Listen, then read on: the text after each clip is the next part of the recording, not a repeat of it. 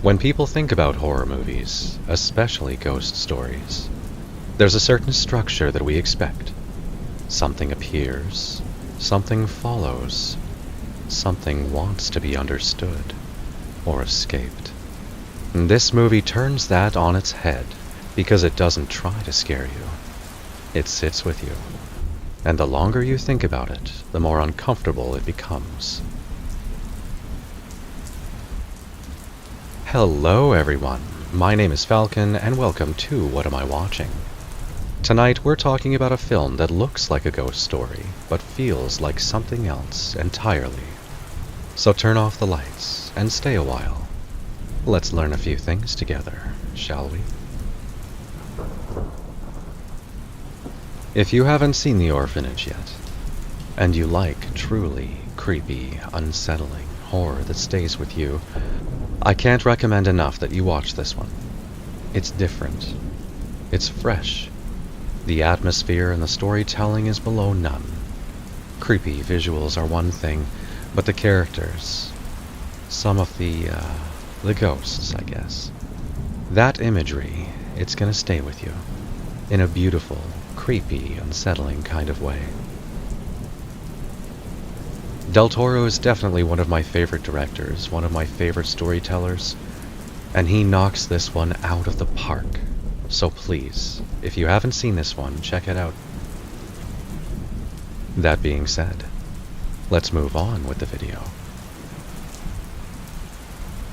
If you haven't seen The Orphanage, I'm not going to spoil anything important, but I will say this. It's about a woman who returns to the orphanage where she grew up, hoping to reopen it, to turn it into something good again, something safe. And very quickly, something begins to feel wrong. It's not loud, not aggressive, it just feels off. Think of this, a presence, a haunting, something unknown slowly revealing itself. And usually the fear comes from that unknown. What's in the house? What's in the dark? And what's waiting just out of sight? But the orphanage doesn't really care about any of that. Because the real horror here, it isn't the ghost. It's something much quieter. On the surface, the story feels familiar. A woman returns to the orphanage where she grew up. This time as an adult, with her own child. There's something almost comforting about that idea, at first.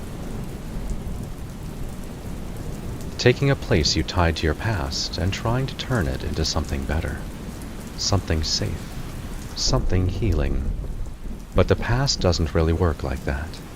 It doesn't stay where you left it. It doesn't wait for you to be ready. And as things begin to change, as her son starts to see things, to talk to things, reacting to things that shouldn't be there, it's easy to fall into the usual interpretation. There's something in the house, something supernatural, something waiting. Because that's what we've learned and been trained to expect. That's what horror usually gives us. But the more time you spend with this film, the less convincing that explanation becomes. Because what's happening doesn't feel like something external. It feels invited. There's an uncomfortable idea sitting just under the surface of this story. Laura doesn't just experience the haunting. She creates the conditions for it. Not in a literal sense, and not in the way where she causes ghosts to appear, but in the choices that she makes. In the way that she responds to them.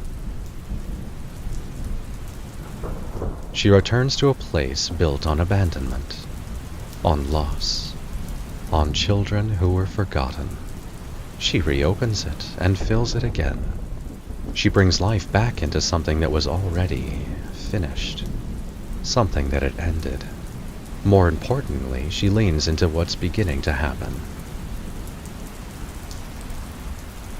Instead of grounding her son, instead of pulling him back into reality, she listens to him.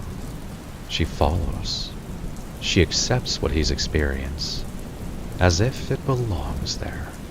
And that's where things begin to shift, because once you accept something, once you allow it to become real to you, it doesn't really matter where it came from anymore.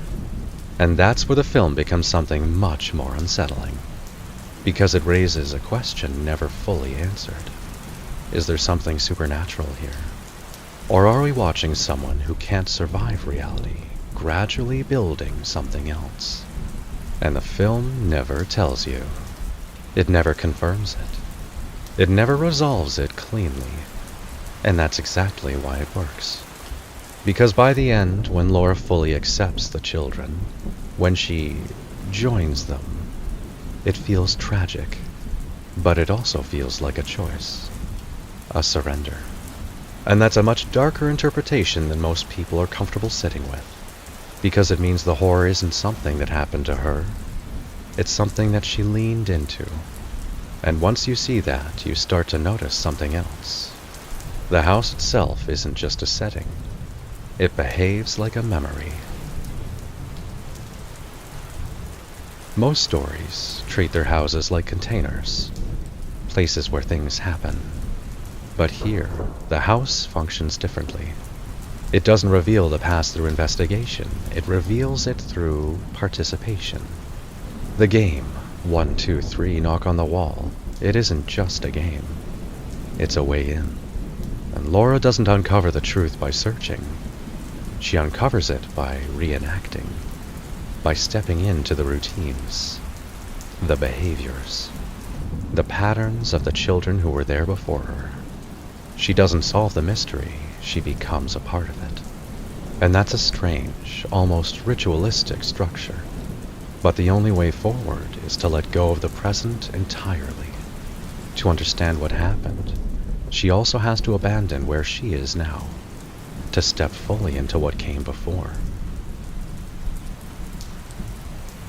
And that's where the film becomes deeply unsettling, because it's not just a story about escaping the past, it's about being pulled into it. This is horror that doesn't chase you. It pulls you inward. And the deeper you go, the harder it becomes to come back. By the time the film reaches its conclusion, it doesn't feel like a resolution. It feels like acceptance, not closure, and definitely not healing, just acceptance. And depending on how you interpret it, the ending can feel comforting, or devastating, or both.